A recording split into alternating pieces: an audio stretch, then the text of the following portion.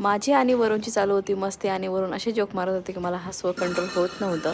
संध्याकाळची वेळ होती म्हणून ना आऊची मैत्रीण येणार होती, म्हणजे माझी मैत्रीण, म्हणून मी ना गार्डनमध्ये गेलेली आणि फायनली आऊची आणि माझी मैत्रीण आली आणि आम्ही सगळे मस्तपैकी ना गार्डनमध्ये खेळत होतो आणि हे दोघांची चालू झाली होती मस्ती. मग सकाळचं ऊन होतं म्हणून म्हटलं आज सकाळी सकाळी आऊला मी बाहेर घेऊन गेली आणि मूड झालं म्हणून म्हटलं चला आज बाहेरच नाश्ता करूयात. म्हणून पप्पा, मी आणि आऊ आम्ही तिघं गेलो बाहेर नाश्ता करायला. तिथं साऊथ इंडियन रेस्टॉरंट असल्यामुळे ना आऊला मग मस्तपैकी इडली खाल्ली आणि वडा वगैरे मी एन्जॉय केला.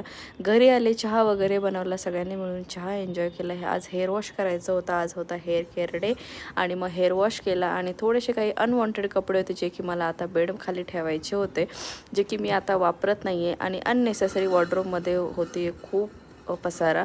सो ते महत्त्वाचं काम केलं आणि माझं दुपारचं जेवण असं फिनिश केलं. सो चलो हा ब्लॉग इथेच एंड करते. Bye bye.